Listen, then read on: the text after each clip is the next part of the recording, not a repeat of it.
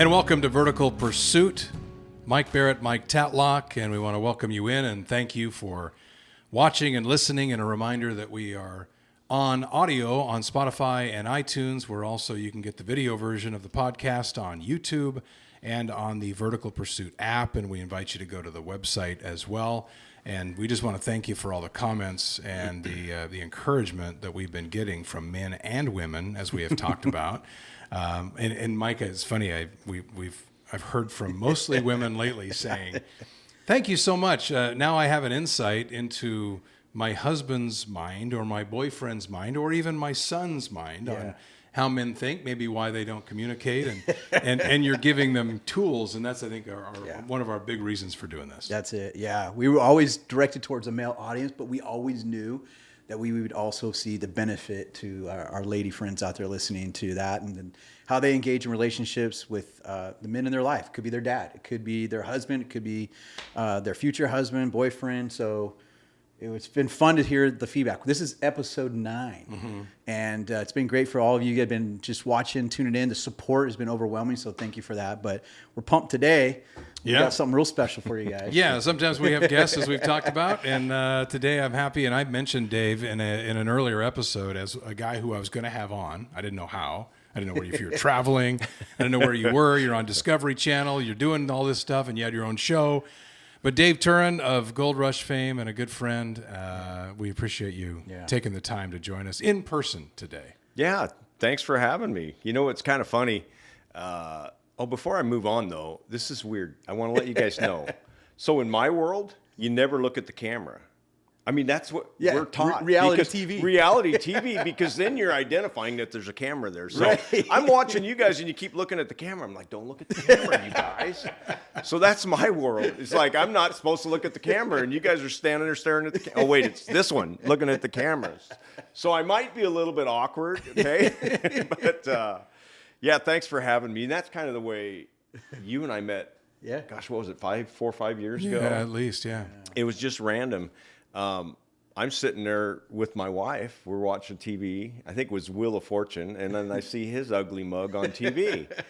This is a couple nights ago. It was just a couple nights ago. And I thought, you know what? I haven't talked to Mike. And I just texted him saying, hey, good to see you. How you been? How's life? And that's the way we kind of are. And then he told me that you're doing this podcast. And then one thing led to another, and here I am. So and I texted thanks him for and having me. I said, we're bumping that one topic, and we're going to Dave, because he's got you're always on the road, and I always envision having you from some gold mine somewhere on Zoom, which we will do more of that in the future. But let's rewind to maybe, we'll get to your past. I'll get to how we met, and then kind of some things we tried, because I've talked about that a little bit as well. We kind of had this in mind, though, like 5 years ago. We did. We had talked about doing something like that. You and I spent a lot of time in the car, going out helping on some elk hunts, because you and I found ourselves in very similar situations in 2016. And that is, I was out of the NBA. Blazers, we've talked about it, fired me, fired the broadcast staff. So we're out. My life's changed.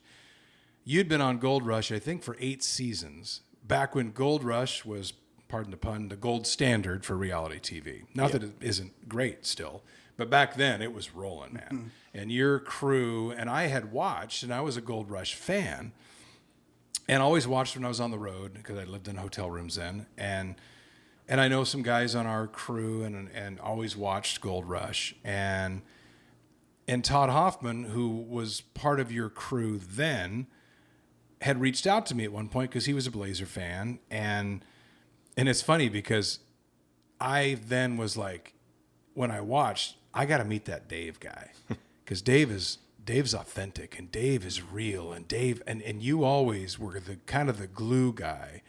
And so I happened to be at a friend's ranch that had a gold mine on it, a bunch of gold mines on it, old gold mines. So I had sent Todd a message, and Todd said, we're looking to shoot a movie. I think it was a movie or it was a show. And can we come look at that? And I said, actually, I'm up here now at the ranch. So you guys are in Colorado. Yep. Ironically, before something happened that we'll get into that ended your time on, with that crew anyway, on Gold Rush. So you guys fly in, and I said to Todd, who's coming with you? And he talked about who's coming, Freddie and Andy and Dave. And so I said, Dave's coming. Okay, good. I'm going to get to meet Dave. He walks up to me. In fact, I think when and you walked up and said, hey, I watched you for years. And I said, no, I've watched you for years. And so there was this mutual admiration society going on there when you guys got there. But take us, I wanted to kind of rewind on how we met. But how did this all start, this Gold Rush thing? Because it blew up and you guys got huge and you went through some fantastic times and some really challenging times, which is kind of what life's all about. But how did it all start for you? And did you see yourself 12 years ago a reality TV star? Oh my gosh. We're going to go way back. Yeah. It's kind of interesting, Mike, how it did start. Because I believe God has plans, and sometimes we mess those plans up, but there's always an underlying current. And sometimes I believe, we can get off path, and then God kind of knocks us back on the right path. There's a couple scripture that I always relate to, and one is trust in the Lord with all your heart, lean not on your own understanding, and he will make your path straight. Yeah. For me, a path is made for walking. If you stand still on a path, you're blocking everybody else's way. So I've always been a guy that goes down that path. And so that kind of sets it up. So I meet Todd.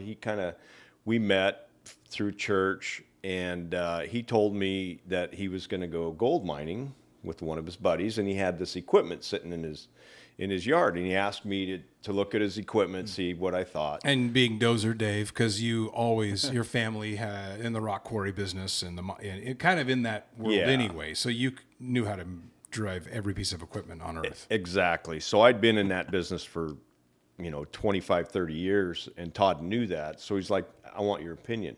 So for me, I was just helping a guy out. And along the way, I took him up to the quarry. We were doing, his pumps, how to move rocks, how to move dirt, how to screen, all that stuff. And I was just helping a buddy out. But along the way, he keeps telling me, he goes, I think I'm going to do this TV show. I think I got a TV show. And when your buddy tells you that, you're like, yeah, right. Yeah, you're going to do a TV show. And so then he calls me like in May, and he goes, Dave, I'm loading up. Would you come out and help me load up? And I get there, and there's camera guys and TV and producers, and I'm like, sound guys. I was like, holy smokes, he pulled it off. It was amazing. And so we got him, and he left, and I thought to myself, that was cool. I don't know how it'll happen. And deep down in my heart, I thought, this is the stupidest thing I've ever heard of. Who wants to watch a bunch of men mine? Because I'd been mining my whole life, and I'm like, it's boring. Who wants to watch that? Little did I know that show took off. It was like the way it took off was just like unbelievable. Yeah. The growth. I mean, it started at 100,000, went to 400,000 people. Then it was 1 million people.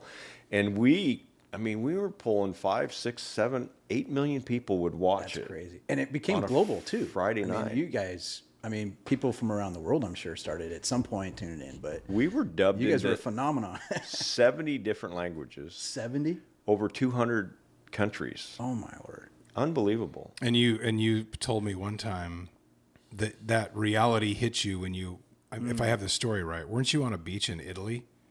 I was on a path. We were walking somebody through recognized Cinque you. My wife and I get to go on this Italian, vacation, and it was once in a lifetime. And we're walking through olive groves and vineyards, and it was just amazing, right above the coast. And we're walking along, and it zigzags back, right? And as we come across, we past a group of young people. We cross over, and right below us, I hear them because the voice carries. And they said, Gold Rush. And I yelled at the kid. I go, hey, do you know who I am? And in perfect English, she goes, yeah, you're Dozer Dave from Gold Rush. I go, how'd you know that? He goes, we get Discovery Channel here. And I go, where do you live? And he says, right there in that village. No way. So I was recognized. And then we were, same thing, in a cafe in Paris. Huh. We're sitting there. Some guy gets up, walks over to us, and said, hey, are you on that TV show called Gold Rush? I said, I sure am. So it's unbelievable how far it's come. But you asked me 12 years ago, would I imagine where I'm in the position I am now? No clue, no idea. Like anything, it has its ups and downs. It's allowed me to see the world. I've been to, 5 or 6 different countries. I've been in probably 12, 13 different states. I've seen the world. I've met people that I would never have had the opportunity. And, again, I talk about that path. A lot of times I'd be walking down a path. I think, well, this is where I'm supposed to go. Well, then God's like, hey, Dave, over here.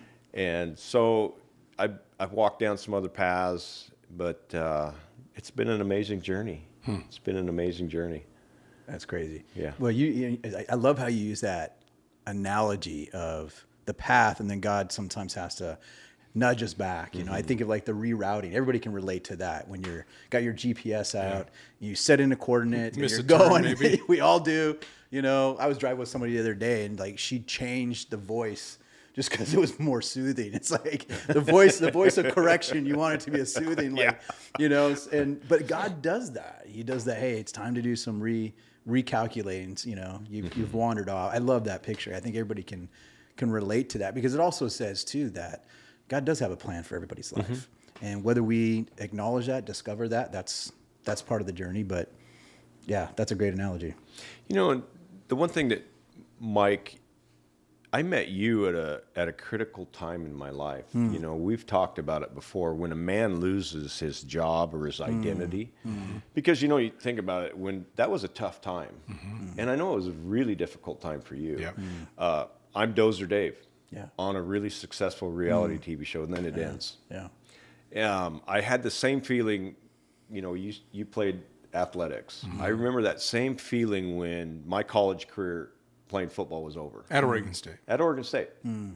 And I was like, it was the same feeling. I mean, it's probably 30 years later same feeling. It's like, it's over. Yeah. Now I'm just a regular Joe. Right. And you came into my life at the right time. Also a regular Joe, all of a sudden. Yeah. Yeah. I mean, you lived the life of an NBA announcer, and it was like we connected at the perfect time. Yeah. We developed a friendship. We tried some crazy things. Yeah. But out of it, there's been a lot of good. You talk of being humbled,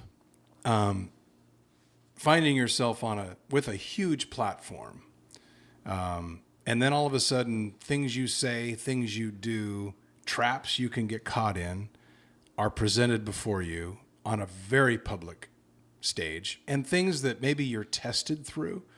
I know that you had some of those with different fans that would reach out and people that would come to you. But the challenges you met with that in that forum, on that platform, how did that help you, and what were those times like?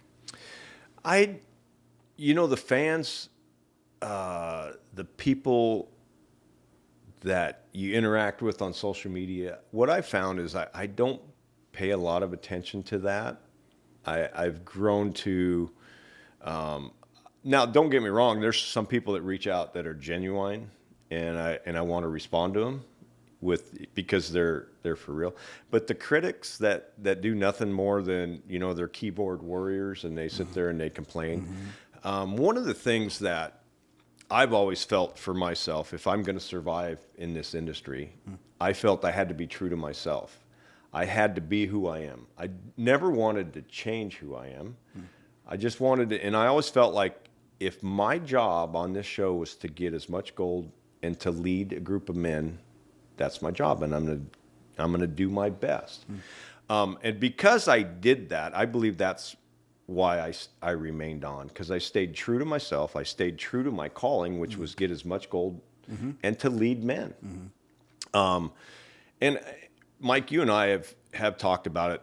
I believe the demise of partly me, and that how I got off of Todd's show and the Gold Rush main show is originally when I started, Mike. I think I shared this with you. Yeah. We did Bible studies every morning, and we prayed together every morning. And the show would show you guys praying before a day or before you're going to a mine, which I always thought, wow, they're showing that, because sometimes mainstream TV doesn't do that. But you were always a leader in those opportunities where you guys would come together and you would pray. I think one of the early shows, you had a real heartfelt prayer, and a couple guys were crying, and that's what got me watching the show, honestly. The authenticity of not necessarily the prayer, as odd as that was, but the fact, as you're saying, you guys were allowed to be authentic to a certain degree, I think. Oh yeah, that's who we were. That's who I was. Yeah. I mean, I came into it. The first year I came in, and I was on the show maybe 2 or 3 times in the first season, and I saw that they did need a leader, that they needed somebody to kind of collectively pull everybody together and work as a team. And so one of the things I vowed to, because it was real, going back to that in the beginning, I had to guard myself against what a man wants. Do you think about the enticements there that was enticing me to go on TV? Number one, fame, TV. Yeah. Number 2, it's Alaska. I love the far north. I love the critters and the animals and the snow and the trees. I mean, it's what I was all made up to be. And then number 3 is gold. Men through history have chased gold. Yeah. So I had to really guard myself. I'm like, I had to be like in prayer and go, all right, God, is this really, is this what Dave Turin wants, or is this something? So with that, through prayer with Shelly and my wife and I, we decided that there was a few things that had to happen. And one of them was doing that Bible study. And number 2 was we were going to share a meal together. So my wife cooked breakfast before, and then we'd meet, have that Bible study. And as long as we kept doing that, we were pretty good. So for 3, 4, 5 years, and then things started to change. This kept somebody busy over here. They had to do this. I had to go look at a truck. I had to make an appointment. I had phone calls. Now all of a sudden we're meeting every other day, and then we're meeting once a week. Yeah. And then it becomes once every 2 weeks. Yep.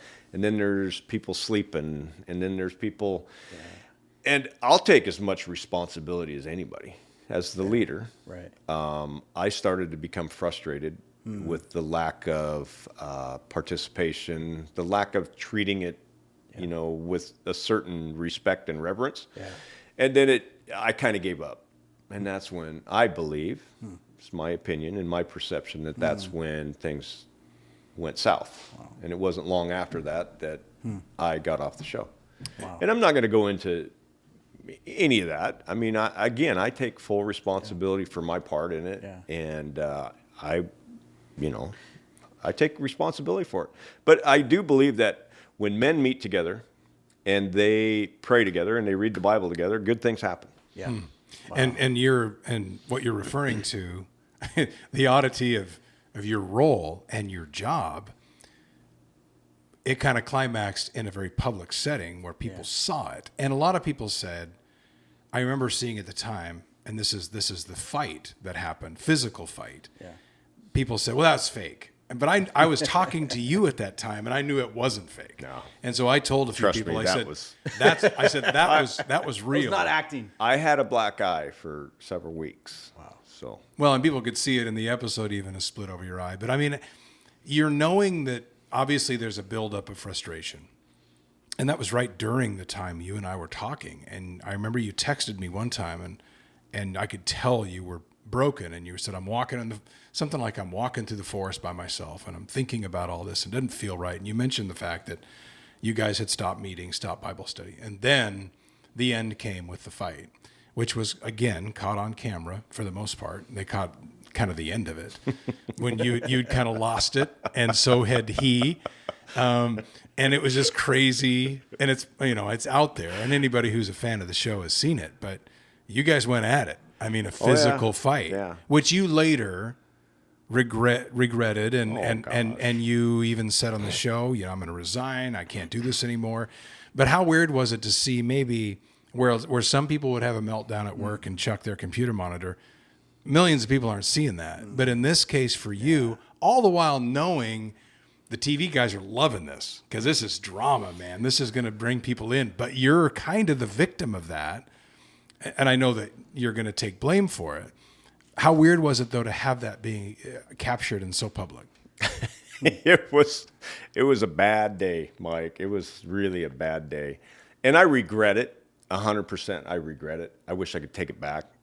Somebody told me it's the most viewed segment in Gold Rush history. There you go. Yeah. It was ugly, and I was ugly, and I take full responsibility for. But here's how fate would have it. I'll give you a little insight. I've shared it. I've never shared it publicly, but here's how fate would have it. So the other guy and I'm not going to name names. The other guy and I got into it, and I'm retreating, and somehow he caught me off guard. He hit me twice, knocked me down. I jump up, and we're going to go. Now, nobody knows. There was a couple guys there that dragged us apart. And when the yelling and screaming starts, the cameras all bust over the hill. Yeah. So this hasn't nothing. Miss this. And if it's not on camera, it doesn't happen. True. So the black eye didn't happen. That first initial thing didn't happen. And in sports, the guy that retaliates is always the guy that takes the brunt. Yep. Always. So here's how fate would have it. So they pull us apart. Todd says, turn out of here. And so I get in the truck, a pickup truck, and Andy's driving me off site. As he's driving me off site, the other guy's taunting me. You chicken, yellow belly, come back to fight like a man. We're driving out. There's one way in, one way out. The lady that's working on cleaning the porta potties blocks the road. Now's my chance to jump out. So what's Dave going to do? I go running. Now the cameras see, here comes turn. They swing the cameras about the time that I'm going to jump on the other guy. Well, Todd goes, and he blocks my, I was going to go tackle him, and then there's Todd. I don't want Todd. I want the other guy. And I'm in midair. And Todd goes down. And you landed on Todd. That was it. Him on Todd. Todd goes down. Todd goes down. Anyway, it was such chaos, and then everybody jumps on, and that's what the cameras caught. But they never caught the first part of it. They only caught the second part. And then, stupid me, I've got to, when somebody calls you out in front of all my friends. Right, yeah. He's been on the crew for maybe 2 or 3 months. Wow. I've been 6, 7, 8 years with these guys. Wow. And now he's calling me out, and I got to jump out, go take care of business. Yeah. So there you go. Now you got a little insight into that. See, I didn't story. even know that until you just said that. Oh, I had no idea. The real story. The real story is the road gets blocked. Yeah. And so then I give them a scene that'll live on, in infamy. Okay, park there for a second though, because think about this. That was like that moment in your life that you're like, gosh, I wish I could go back and, we all have those moments, regret things, right? But how many, like you were saying, Mike, how many of us have made really like massive mistakes in our life that we all regret, but it wasn't captured on film? Yeah.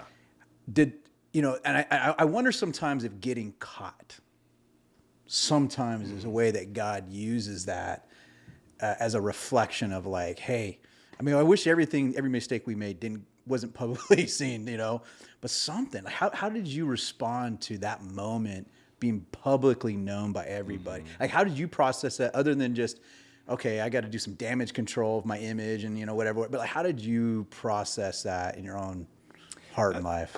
That was the hardest thing, Mike, because I'm under a microscope. Yeah. Because again, I'm the guy praying. I'm the guy that was a leader in the church. Right. So I've got all these critics. Yeah. My worst critics are in the church. Yeah. I hate to say it. Oh, absolutely. Yeah, I do know that. We're held to a different standard. We are. And rightly so. Yeah. I'm not taking away from any of that. Mm-hmm. However, when we do make a mistake, we're in the public eye. Yeah. And we can crash hard. So for me, I really had to make it right. I publicly apologized to everybody in the church. I said, look, I've made a very bad mistake. It makes God's people look like, again, I'm the guy praying, I'm the guy leading, and then I make a mistake like that. And it was ugly. So I felt I had to apologize. I apologized to my family, apologized to my church, apologized to, and then I did try to make it right with the rest of the crew. I felt I did my job. And so in the end, Mike, I felt okay. I'm good with God. like we all make mistakes. Totally. Yeah. I mean, you think of the heroes in the Bible. David Yeah. Wow. had a guy killed Yeah. after he slept. Peter, Right. he said, "Get away from me, Satan," called his best friend. Yeah. So, and God forgave those guys. Yeah. So I think, I felt God's forgiven me for making that mistake. And then I move on. Yeah. But what's important and it's critical is you got people like Yeah. this Yeah. that came at the right time. Yep. Now, I could have ignored that. I could have said, "No, God, I'm good. I'm an island. I'm a rock. I can do this." Yeah. Be all by myself, right? Yeah. And isolate. But a guy like this comes into my life, and it was good. Then it gives me a sense of belonging, a sense of, man, somebody's got my back. Somebody's been through this with me. Yeah. We went through this. It was an almost identical time. Yeah. And I would have never met Mike. I mean, our paths were way out like this. And again, I believe God put us on that path. Now, I could have said, "Nope, he's an NBA guy. I'll take this path." Yeah. But I was like, I want to know what's up. And we shared some great times. Yeah. We tried some things. Yeah. That was pretty Yeah, fun. you did. We had a couple. We had Talk about that. That was pretty cool. That was we had a awesome. couple of drives out before I get to that, but we had a couple of drives out because we both all of a sudden had a lot of time on our hands, Yeah. and it was hunting season in the fall. So we drove out to 5 hours or whatever a couple times to help out some veterans who were going on these hunts. Some of them active duty, some of them not. The hunts were great, but the great time was at the windshield time, driving out to the ranch and talking to you about all this stuff and letting you go and talk. I never turned to radio. You don't do that when you're driving out. You just sat there and chatted with it. So I'm happy that we were able to do that at that time. And then we were talking at one point about doing something like this. And then we met a couple other guys and did a show that kind of was going to be reality, turned into a little more scripted kind of reality. We did do a few episodes. I did go to Discovery Channel with you, headquarters in Hollywood, and we did, I suppose, MGM as well. Outdoor channel. And with Discovery, supposedly we made it to they said, they get pitched all these shows and nobody makes it to where you guys made it. We didn't know if the faith element maybe was what tripped them up a little bit, but it was more about restoring broken men, which was what we talk about. And we did do, you learn in TV is shooting is one thing, and shooting is difficult and expensive. Editing is a whole nother thing. And editing, how expensive that was to do. So we edited one show out full, which was a pilot episode in Mexico, oddly enough, where Dave got arrested by Mexican police I saw that part. in the episode, which was great. But we went out and it was fishing and but it was, the message I think was good and is what you were talking about. And it was authentic to what we were going through at the time. And then it didn't get picked up. And then we're kind of like, and then it just kind of, and then you got a show back on Discovery Channel again, which was Dave Turin's Lost Mines, where you're kind of rehabbing old mines. And I know you're not done with this yet because it's in your blood.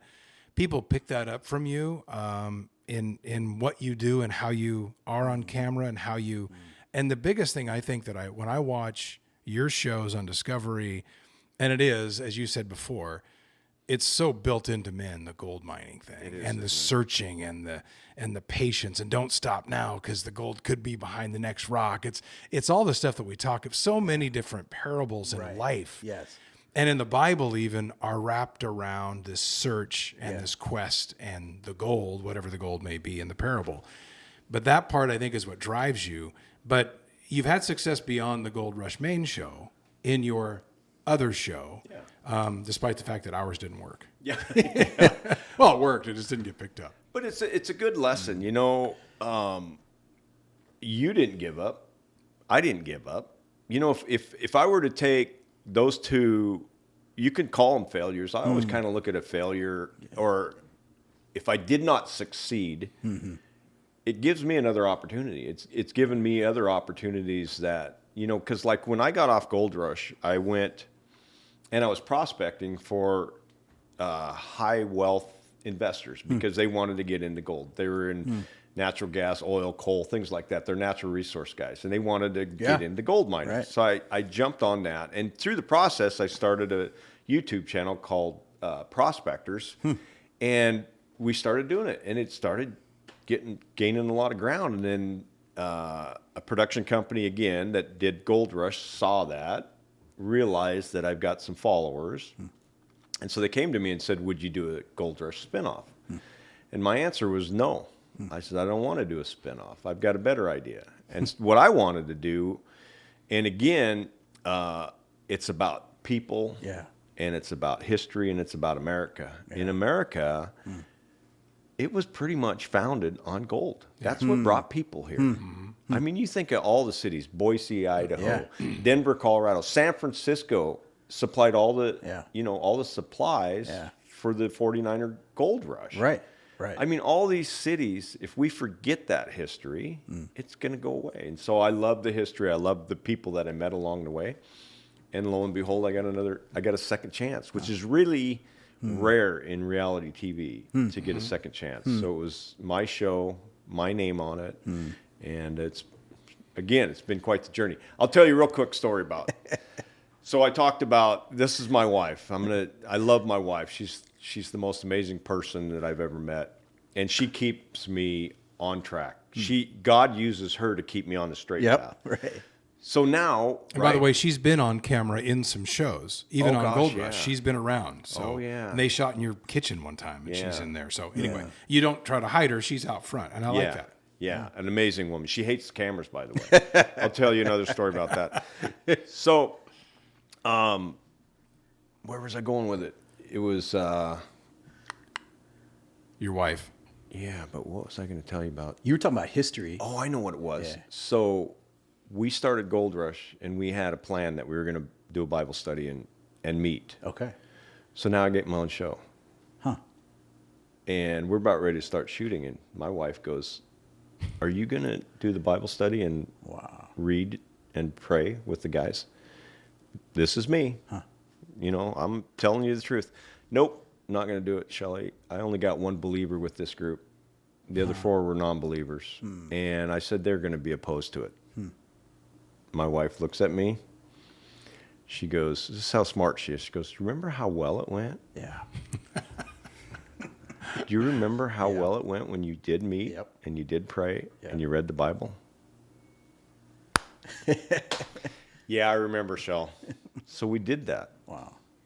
Now, I know of two guys that were God converted. Wow.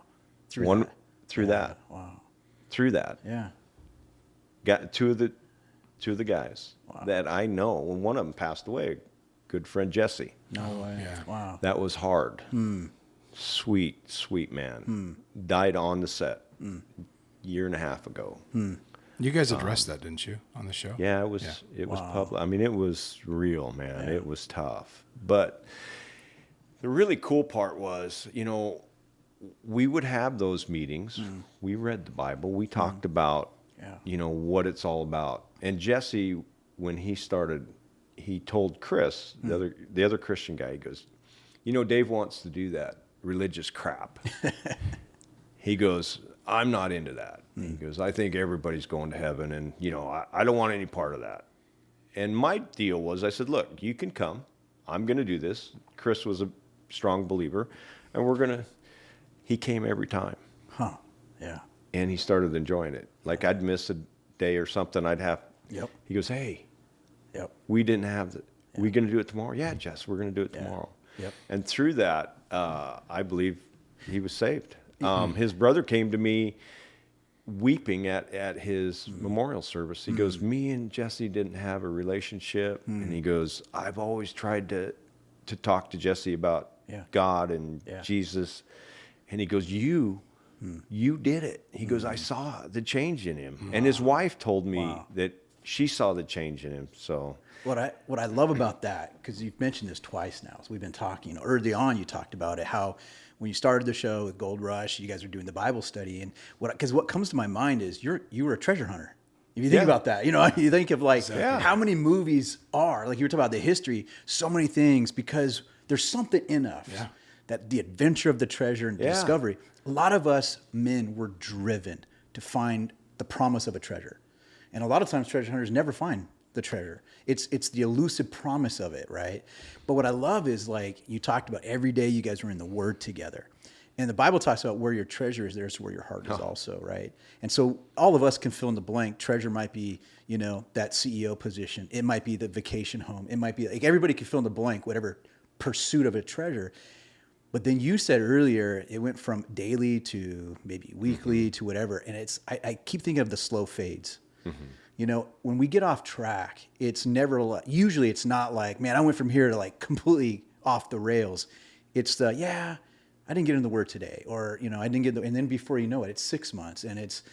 And I love how you've just created that perspective. All the more reason that we need to check ourselves and go, have I drifted just slowly? I need to come back. And you had your wife to be that voice to remind you of that priority, to say, don't drift again, And I love that God used her voice in your life for that. And now there's a legacy of a man that we're talking about here who's going to forever be in the presence of Jesus after he died because of that. I just think like that's an eternal impact right there. That's an awesome story. And the show, my new show, if for no other reason, those two guys, I'll see them in heaven. That's it. At the end. Yeah. The rest could be whatever. Yeah, totally. You know what I mean? It's just like, maybe that was the only reason, and I'm happy with that. Yeah. And the countless others who saw you model what it was like, and who maybe got curious and started asking questions. But as I always say, and we'll talk about in future episodes, leading one guy, it's hard. It's hard. And you start counting, okay, how many guys have you led? And you lead through modeling, like I think we try to do too, and not do it the right way. But even if you just have that one that you can hang your hat on, and then maybe the next season, next show, there's another one, still worth it. So worth it. Yeah. Oh gosh. Yeah. And I actually like that you had that big public, some people call it a failure. I actually don't, because how many guys of faith out there don't want to say, I'm going to invite a couple guys to a Bible study or come read with me, because they go, well, they're going to see me being imperfect. Yeah. But it's not about being imperfect. It's how we handle our imperfections. You're right. So being a Christian is not, I'm perfect, look at me, blah, blah, blah. That's arrogance, right? It's how we handle our imperfections differently than others. So when you like owned it and you're like, I got to own this stuff, that's when they went, oh, that's a true believer right there. Not because you were perfect, but now the dots connected and the testimony, they got to go, no, he's a real believer. Not because he doesn't lose his temper or didn't whatever. It's because of what he did with it in that moment. So I love how you've modeled that. Well, if guys would pick up the Bible and read about guys, they were all imperfect. They all were, every single one. Individuals. Yeah. I think of one of my favorite stories is Gideon. And Gideon's talking to the angel of the Lord, right? Now, he's got an angel standing right in front of him, and I have a feeling that this angel was probably something to look at. I'm just thinking, if I saw an angel, I'd be like, So he's talking to an angel, and the angel tells him, this is how it's going to go. And he goes, I don't know if I really believe you. Right? He goes, how about I put out this fleece? He puts out a fleece. So that's the first time. Then the angel comes back, and he goes, well, let me do it one more time. Well, that's me. I mean, like, really, God, is that you? Is that you? And God's like, yeah, it's me. Yeah. Stupid. Turn the corner and go the other way on the path. But, we gotta pay attention. But if they read the Bible, the guys, again, Peter was one of my favorite guys. Yeah, exactly. He got out of the boat. Yep. Did he start to sink? Yeah. I get out of the boat. I start to sink, and then I'm like, hey, help me out. Right. So, well, I can't wait to see what this new chapter is like for you. I think it's going to be fantastic. I think your story is great. I think the impact you've had is far greater than you know. I think the way that you've modeled yourself and the authenticity in which you've carried yourself on all the shows and all the projects you've done is fantastic. And I appreciate you coming and spending time with us. And it won't be the last time, if that's okay. Anytime you'll have me. I'll fill in or come Next by. time it may be by Zoom, and you'll be in Alaska telling the story of the history of gold. Or we'll come up there and do a show with you. That would be fun. We'll do an episode. Let's do that. We'll do an episode with you. Let's do an episode in Alaska. Oh, everybody on production crew is just going. Everybody's right. like, we're in. Let's do it. The great Dave Turin, former Oregon State great. Yeah. I can at least say that. That's good. And longtime Gold Rush, Dave Turin's Lost Mines, and then the future I know is going to be bright. and the way you're modeling people on camera and off. We appreciate having you. Thank you. And that is Vertical Pursuit. We appreciate all of you for listening and watching us, and we will see you next time. We invite you to subscribe to our podcast, comment, or message us, and check out our website at verticalpursuit.org. Download the VP app and check us out on Instagram, Twitter, and Facebook.